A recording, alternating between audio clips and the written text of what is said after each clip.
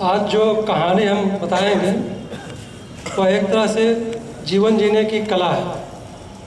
अब इस कहानी के माध्यम से आप ये समझ सकते हैं कि व्यक्ति को कैसे अपने जीवन में कितनी उसके सामने समस्याएं आती हैं तो कैसे वह उसका समाधान करे। इस कहानी के माध्यम से आप इसको अच्छे ढंग से समझ सकते हैं।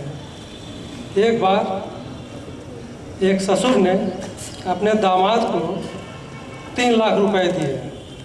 दामाद की आर्थिक स्थिति अच्छी नहीं थी, तो ससुर ने 3 लाख रुपए उनकी मदद किए ताकि दामाद कोई छोटा मोटा व्यापार करके अपनी जीविकोपार्जन कर सके।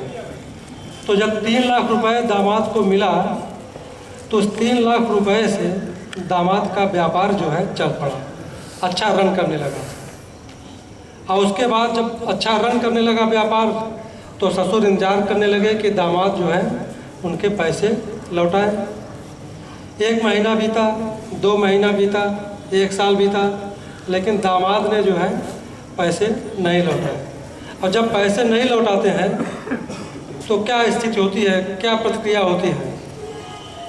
उसके बाद ससुर का दामाद के बीच जो प्रेम संबंध था, जो अपनत्व था, वो धीरे धीरे कम होने लगा। कम होने के बाद क्या हुआ, फ़ोन पर ही अब ससुर दामाद से जो है कठोर शब्दों में बात करने लगे। फ़ोन पर ही दोनों की जो है कहा-सुनी होने लगी। फिर धीरे धीरे क्या हुआ, दोनों के बीच जो है बातचीत बंद हो गया। और जब बातचीत बंद हुआ दोनों के बीच तो एक दूसरे के यहाँ आना जाना भी बंद हो गया। अब ससुर के मन में दामाद के प्रति एकदम घृणा और नफरत आ गई। अब जो कोई भी उनसे मिलता, हर कोई से, हर किसी व्यक्ति से वो दामाद की बुराई करने लगे, आलोचना करने लगे, निंदा करने लगे। और देखिए, एक समय था कि ससुर का दामाद के बीच इतना प्रेम संबंध था, इतना अपनत्व था कि ससुर ने 3 लाख रुपए दामाद को दिए, उनको मदद किए, लेकिन रुपए के चलते दोनों के बीच संबंध खराब होने लगे। और ससुर को अपना ही पैसा भिखारी बन करके मांगना पड़ रहा था। जब वो कहीं से गलत नहीं थे, लेकिन दामाद क्या कर रहे थे, तारीख पे तारीख देते चले जा रहे थे। अब उससे क्या परिणाम हुआ कि धीरे धीरे जो है ससुर की साधना जो है लड़खड़ाने लगे। मतलब जब भी वो कोई काम करते तो उनका मन जो है वहीं दामाद पर चला जाता, वो वहीं पे जाकर के अटक जाता। कोई भी काम करते मन दामाद पर ही अटक जाता, पैसों पर अटक जाता। धीरे धीरे क्या हुआ, इससे उनका मन जो है अस्थिर रहने लगा।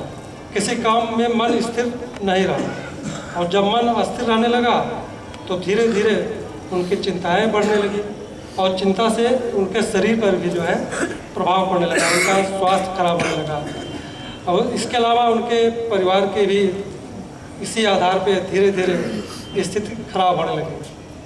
अब ससुर एकदम से परेशान हो गए, बेचैन हो गए। अब दामाद पैसा लौटा ही नहीं रहे थे, तो उनसे अब रहा नहीं जा रहा था कि क्या करें। अगर दामाद पैसा नहीं दे रहा था तो उनके सामने कुछ समझ में नहीं आ रहा था कैसे दामाद से पैसा मांगे। और तरह तरह की चिंता, परेशानी और पीड़ा में वो जी रहे थे। तो बहुत सोच समझ करके उन्होंने अपने एक दोस्त से इस संबंध में बातचीत किया और दोस्त को अपनी सारी समस्याएं बताई, सारी उनको अपनी पीड़ा बताई। अच्छा, दोस्त के बारे में एक चीज़ तो आप लोग जान लीजिए कि दोस्त अगर सही हुआ, समझदार हुआ तो जीवन को बना देता है, और दोस्त अगर गलत हुआ तो जीवन को गुमराह कर देता है। तो उनका दोस्त जो है समझदार था। उसने ससुर से कहा, घबराने की कोई बात नहीं है, सब ठीक हो जाएगा, कोई चिंता करने की बात नहीं है। बस एक काम आप ये करिए कि अपने दामाद को 3000 रुपये और दे दीजिए। तो ससुर ने कहा, 3000 रुपये? अभी तो 3 लाख रुपए दिए, अब 3000 रुपये और दे दें? तो दोस्त ने कहा कि नहीं, मतलब 3000 रुपये का एक काम करो कि तुम थोड़ा सा मिठाई लेते जाओ और फल की टोकरी लेते जाओ और जा कर के जो है दामाद के पास जब पहुँचो तो सीधे उनसे हाथ जोड़ लेना और कहना, बेटा सॉरी, मुझसे भूल हुई है, मुझे क्षमा कर दो, इतना तुम काम कर लो। तो ससुर जो है नाराज़ होने लगे, कहे कि ये बताइए, हम ही ने जो है दामाद की मदद की है, 3 लाख रुपए दिए हैं, जब वो गाढ़े समय में थे तो हमने उनकी मदद की, सहायता की। अब आप कहते हैं हम उनसे जाकर के क्षमा मांगे, ये हमसे नहीं होगा। अच्छा, अगर यहाँ पे कोई दूसरा उनका दोस्त होता तो क्या कहता? यही कहता है कि ऐसा करो, दामाद के खिलाफ मुकदमा लिखवाओ, यही कहता है। या ये कहता दोस्त, अरे यार चलो 4 आदमी चलते हैं, उसको पीट पाट के चले आते हैं, या उसकी बेइज्जत कर देते हैं। अगर लड़ाई लगाने वाला दोस्त होता तो यही कहता, लेकिन उसके दोस्त ने बहुत ध्यान से समझाया, कहा देखो हर परिवार में लड़ाई झगड़ा होता रहता है, कोई ऐसा नहीं है कि कोई परिवार इससे वंचित हो, छोटा मोटा हर जगह झगड़ा होता रहता है। और हर परिवार में कहीं ना कहीं किसी न किसी एक पक्ष की 1% गलती होती है और दूसरे पक्ष की 99% गलती होती है, लेकिन गलतियां दोनों तरफ से होती हैं।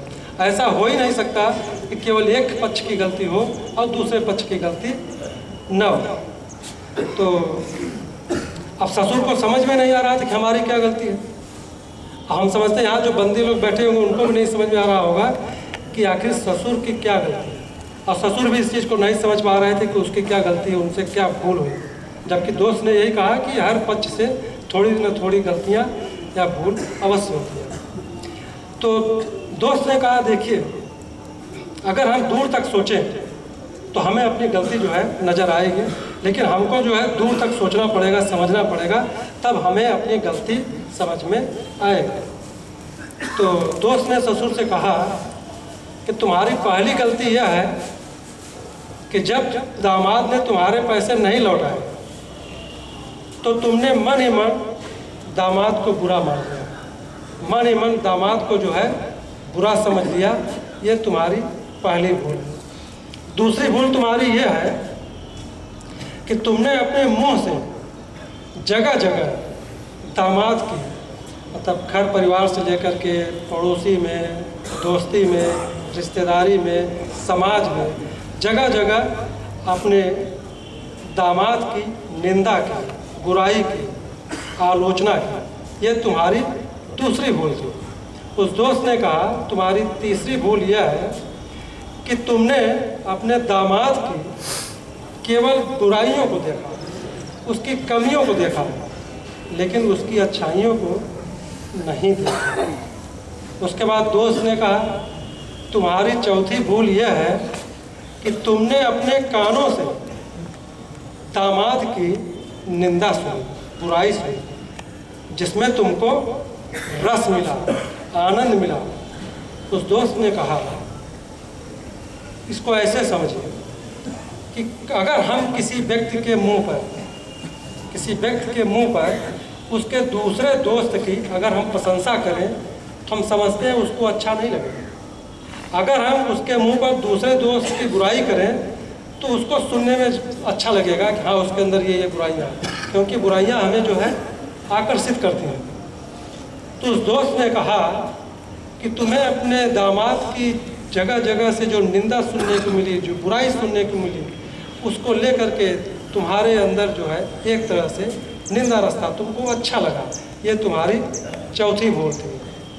और उसने कहा तुम्हारी पांचवी भूल यह थी कि अभी भी तुम्हारे मन में दामाद के प्रति गुस्सा भरा हुआ है, क्रोध ही भरा हुआ है, और अपनी इन्हीं भूलों के कारण तुमने दामाद को दुख पहुंचाया है, और तुम्हारा दिया हुआ दुख ही कई गुना वापस तुम्हारे पास लौटा है। तो सवाल है, व्यक्ति जो है केवल अपने हित के संबंध में सोचता है। जैसे वो ससुर थे तो उनको केवल पैसा ही दिखाई दे रहा था, इसके अलावा उनको अपनी और भूल कोई समझ में ही नहीं आ रही थी। लेकिन जब दोस्त ने बताया ऐसा तो ससुर ने सोचा कि हम तो इतने दिन से परेशान हैं, बेचैन हैं, पैसा तो मिल नहीं रहा, और तरह तरह परेशानियों से, तनाव से वो घिरे थे।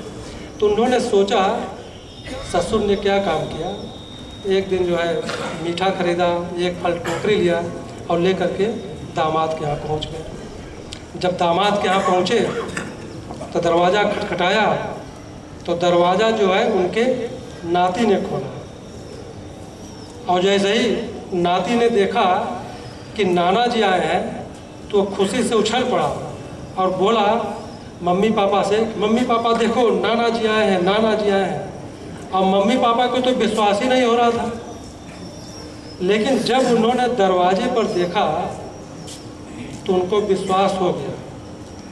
और जब उनकी बेटी ने देखा कि उसके पिता आए हैं तो वह खुशी से उछल पड़ी। बेटी तो बेटी होती है, और इतने दिन बाद उसके बाप आए थे तो बेटी की आंखें जो है नम हो गई, उसकी आंख से आंसू आ गए, प्रेम से उसका गला रुध गया।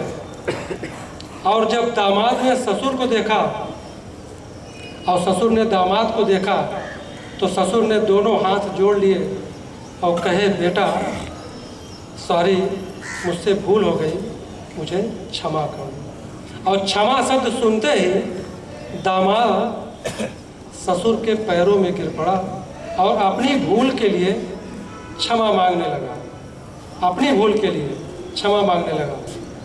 और उसके बाद जो 3 लाख रुपए थे उसने ला करके ससुर के सामने रख दिया।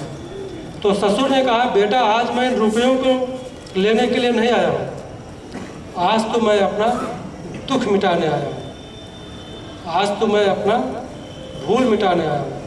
तो कौन सी भूल मिटाने आए हैं?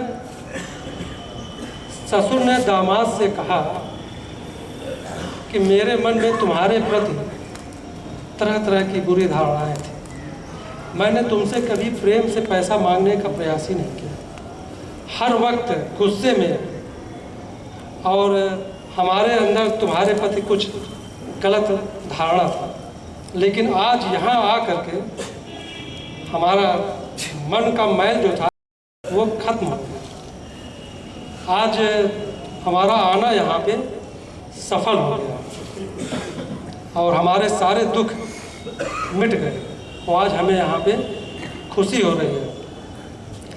इतना होना था कि दामाद का भी दिल जो है पसीज चुका था, और दामाद ने जो है ससुर जी से कहा कि पिताजी जब तक आप इन 3 लाख रुपयों को आप नहीं लेंगे तब तक मुझे चैन नहीं मिलेगा, मुझे शांति नहीं मिलेगी। तो दामाद के बहुत कहने पर ससुर ने 3 लाख रुपए तो ले लिए, लेकिन उन 3 लाख रुपयों को उन्होंने अपनी बेटी और अपनी नाती को बराबर बराबर हिस्सों में बैंक में जमा कर दिया।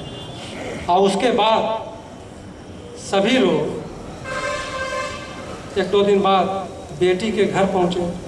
जब बेटी के घर पहुँचे तो माँ बेटी का मिलन हुआ, भाई बहन का मिलन हुआ, और भाभी ननद का मिलन हुआ, और बच्चों का मिलन हुआ। तो ऐसा लग रहा था कि जैसे प्रेम की बरसात हो रही हो, सभी लोग प्रेम से परिपूर्ण थे। तो इस कहानी में जो बताने लायक चीज़ है, इस कहानी का भाव समझें। आज कोई भी व्यक्ति दूसरे से क्षमा नहीं मांगता, क्षमा करना उसको आता है नहीं, या उसने सीखा ही नहीं। क्यों नहीं क्षमा करता? क्योंकि उसको अपनी गलतियों का आभास ही नहीं होता। जब आपको अपनी गलतियों का आभास होगा तभी तो आप क्षमा करेंगे। जब आपको लगेगा कि मेरी गलती ही नहीं है तो आप कैसे किसी को क्षमा करेंगे? तो पहली चीज़, हर व्यक्ति को अपनी भी गलतियों को देखना चाहिए और दूर तक जाकर के सोचना चाहिए कि कहीं ऐसा तो नहीं इसमें कुछ मेरी भी गलती हो। दूसरी बात, आज व्यक्ति झुकना नहीं चाहता, और कहा गया है जो झुक सकता है वह पूरी दुनिया को झुका सकता है। तो यहाँ पे हमें दुनिया को तो झुकाना नहीं है, हमें तो थोड़ा सा झुकना है। और थोड़े से झुकने से अगर परिवार हमारा बन जाता है तो उसमें क्या बुराई है? अगर थोड़े से झुकने से हमारा बिगड़ता हुआ काम बन जाता है तो क्या उसमें बुराई है? कोई बुराई नहीं। तो कहा गया है कुएं में उतरने वाली बाल्टी यदि झुकती है तो भर करके वापस आती है। और जीवन का भी यही गणित है, जो झुकता है वह प्राप्त करता है। दादागिरी तो हम मरने के बाद भी करेंगे। कैसे? हम तो 4 लोग हमको कंधे पे उठाए रखेंगे, 4 लोग हमें कंधे पर ले चलेंगे और बाकी भीड़ जो है पीछे पीछे चलेगी। तो कहने का मतलब दादागिरी तो हम तब भी करेंगे, हम कंधे पर चलेंगे और लोग मेरे पीछे पीछे मुझे कंधे पर लेकर चलेंगे।